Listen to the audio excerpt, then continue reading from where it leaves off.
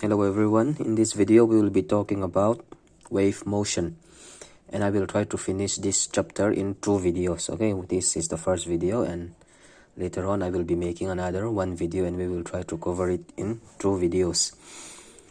Now, when we throw a stone in an ocean or a pond or a swimming pool or whatever, wave is made, right, in the form of a circular motion.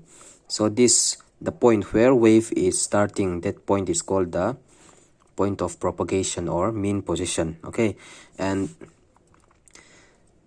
when the wave is coming out from this point where we throw the stone, there is no movement of molecules of water. Okay, there is no movement of molecules of water.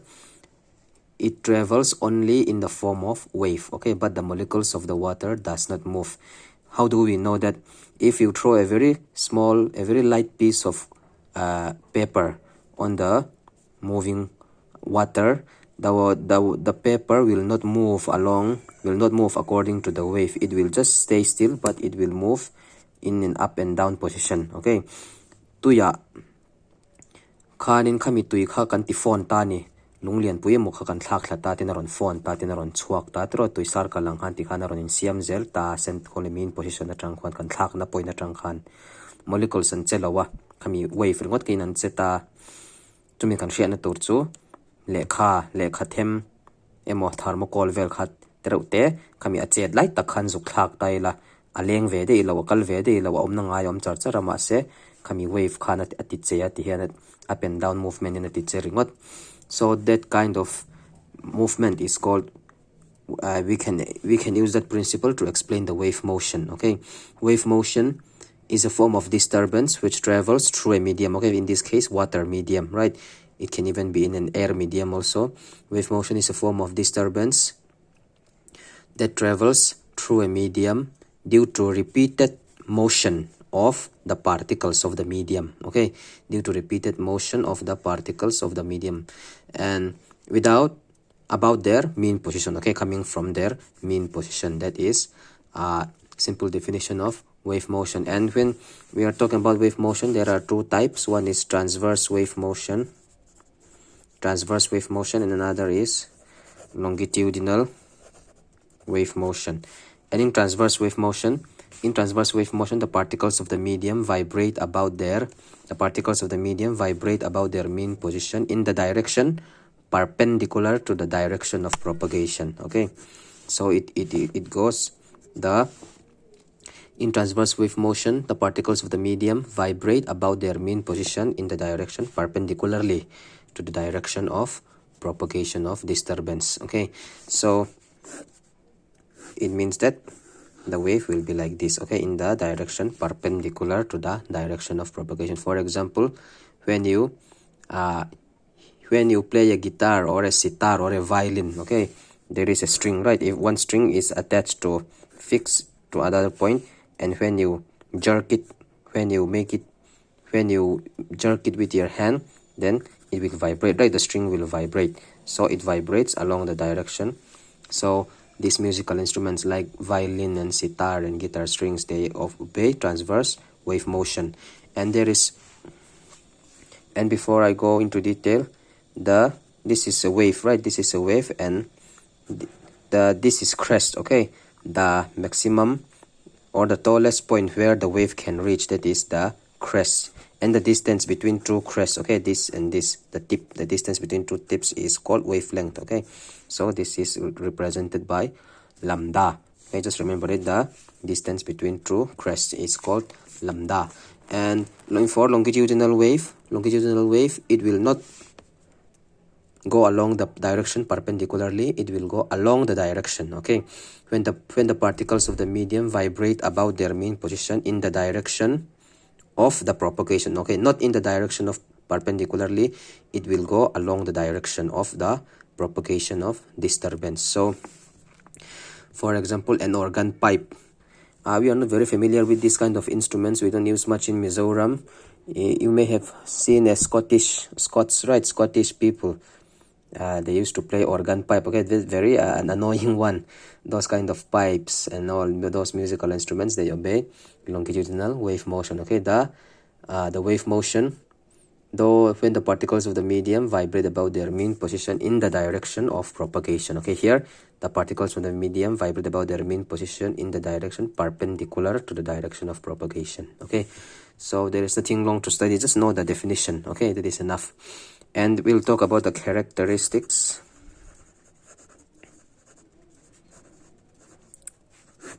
Well, there are quite a number of characteristics in your textbook. I will talk about 3 points only. Okay, it is more than enough.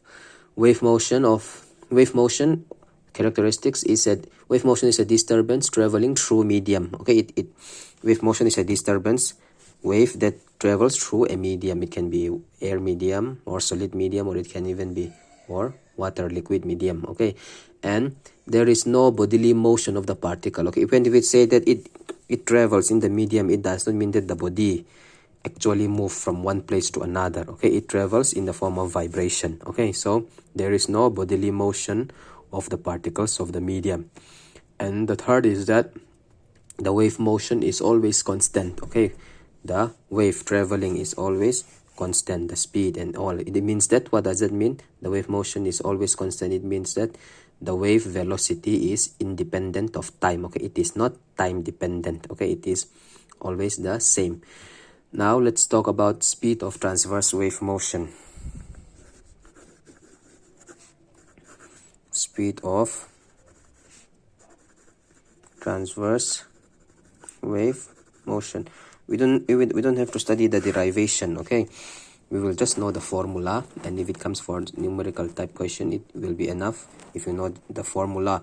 And we have already studied about Hooke's law, right? Bulk modulus of elasticity, those kind, Young's modulus, they are all related. Okay, the speed of transverse wave, we will talk separately for solid and a stretched string. Okay, those for a solid substance. Okay, for a solid substance, the speed of a transverse wave motion is given by the formula V equal to root over eta. Okay, this is eta by rho. Okay, where what is eta? Eta is modulus of rigidity, and rho is the density of the material of the solid. Okay, so the velocity or the speed of a solid, or the speed of a transverse wave motion in solid, is given by root over eta by rho. Eta is modulus of rigidity.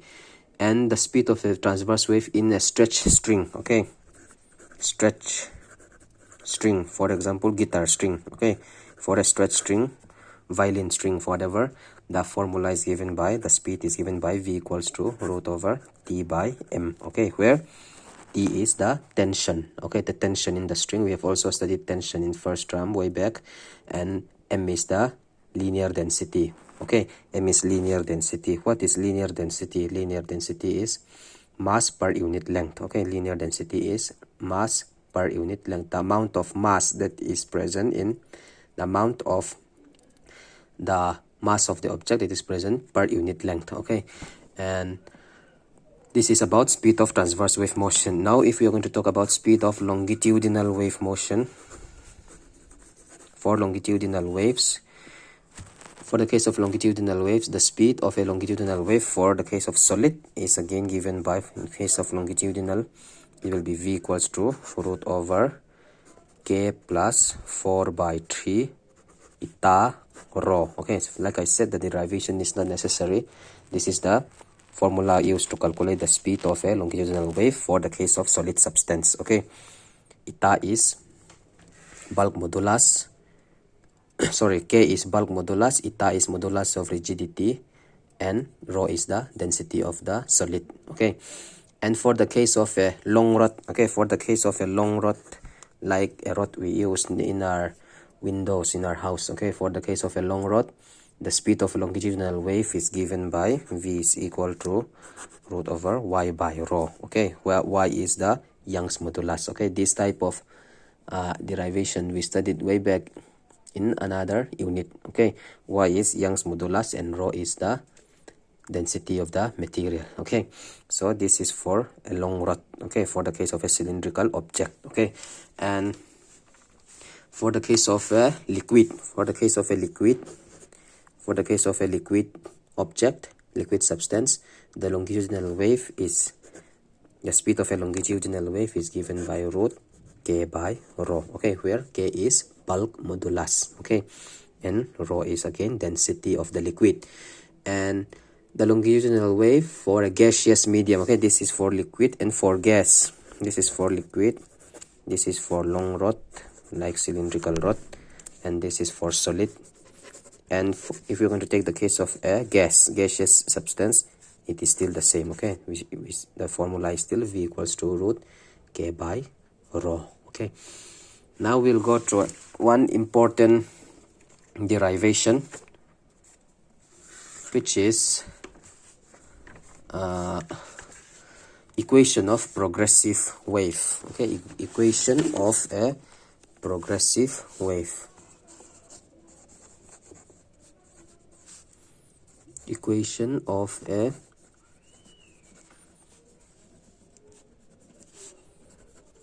progressive wave, or this is the mathematical derivation, okay,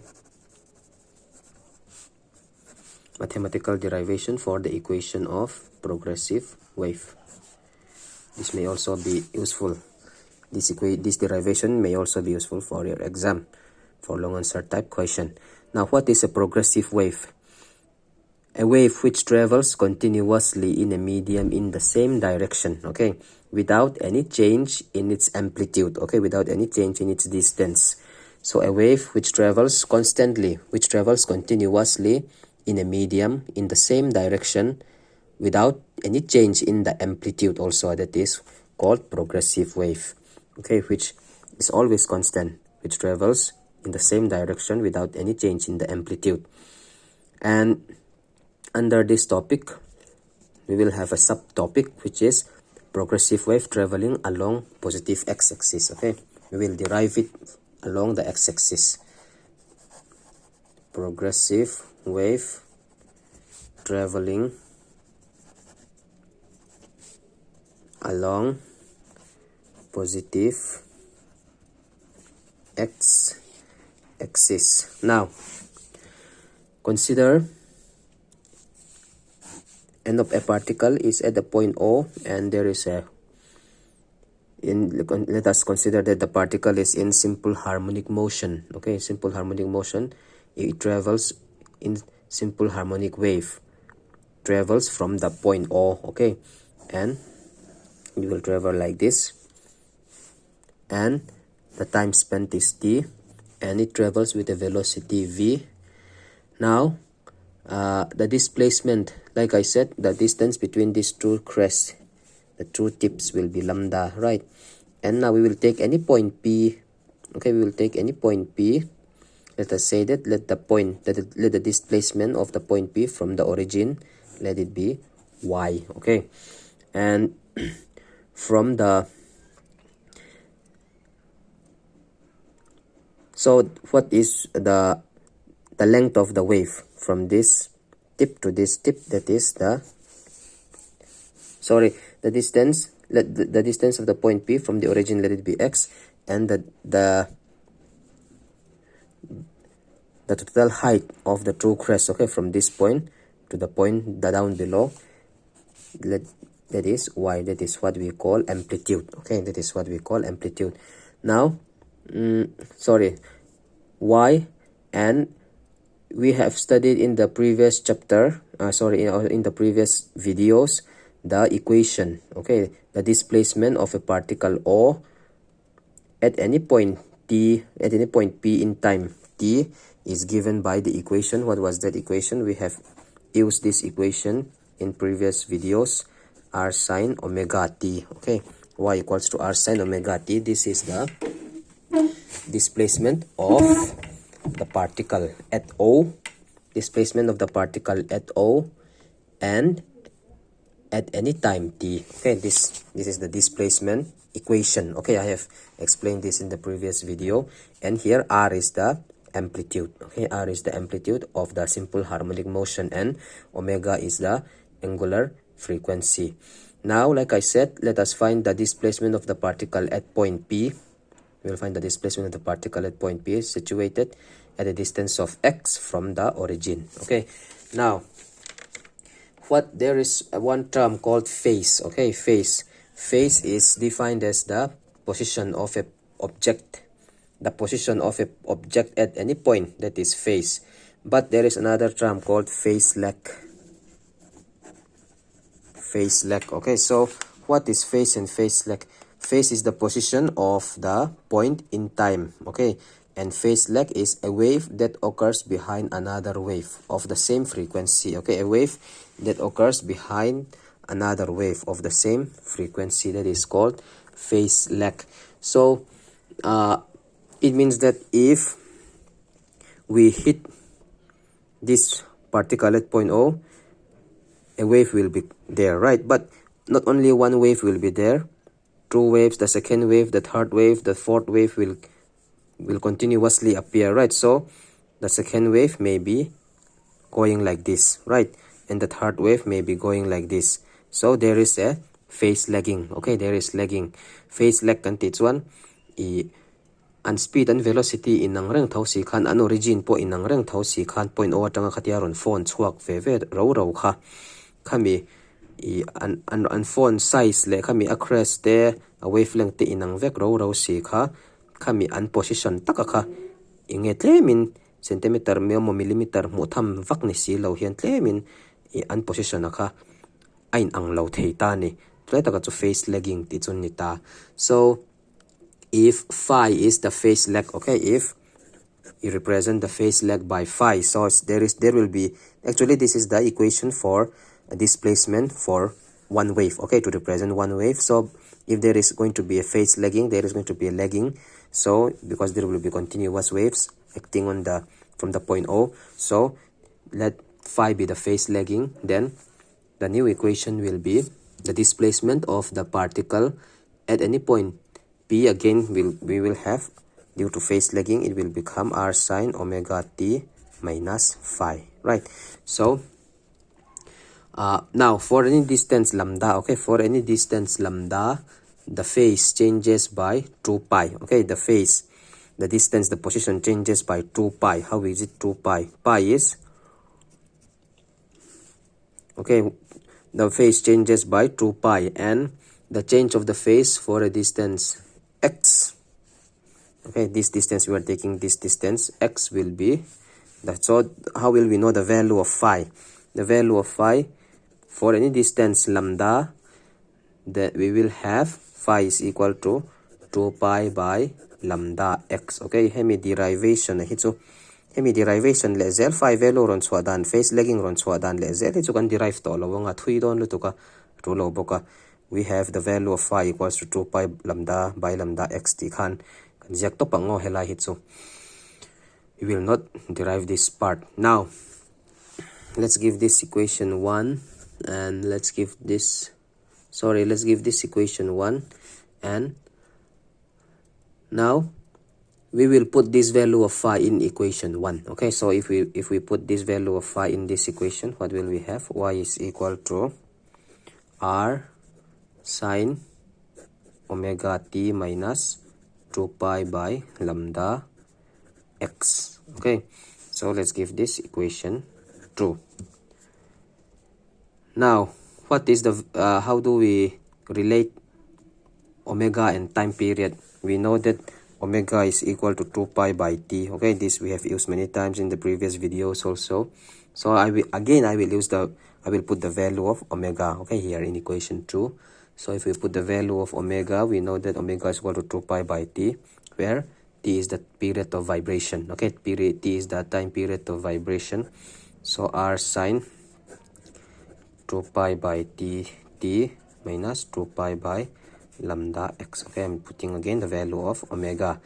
So if I continue solving this, r sine 2 pi, I take it out as common factor. Okay, so it will be t by t minus x by lambda. Okay, so this equation 3 is the equation of the progressive wave along positive x-axis. Okay, this is the equation of the progressive wave traveling along positive x-axis. Now for a wave motion, okay, for a wave motion, you should know that the velocity of wave motion is equal to mu lambda. Okay, the velocity of wave motion is equal to mu lambda, where mu is, for a wave motion, the velocity is given by, the velocity of the wave is given by mu lambda, where mu is the frequency, okay, number of vibrations that occurs in per time, okay, per minute, that is, or per second, it can be, that is frequency. So this is one relation. So from this, what do we have for mu? Mu is equal to, frequency is equal to v by lambda, right? Velocity by wavelength. Or what is mu? Again, this is related as mu is reverse of time period, right? So 1 by t, reverse of time period is mu. So 1 by t is equal to v by lambda again. So for that,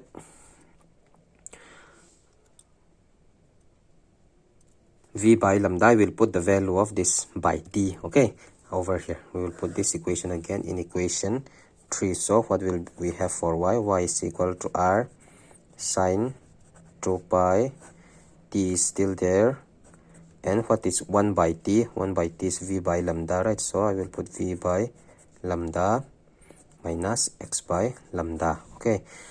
So I will take out again here. If I take LCM, the LCM will be lambda, right? And that lambda, I will take it outside. So finally it will be r sine 2 pi by lambda vt minus x, okay.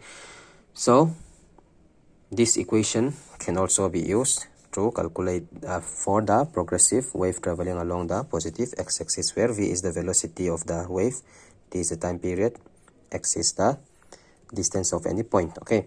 Now if it is going to be along negative x-axis, okay, if it is going to be along negative x-axis, then what will change? What will change in the value of this equation? Only the negative sign will become plus in that case, okay. So for along the negative x-axis, it will be positive, okay. Everything will still be the same.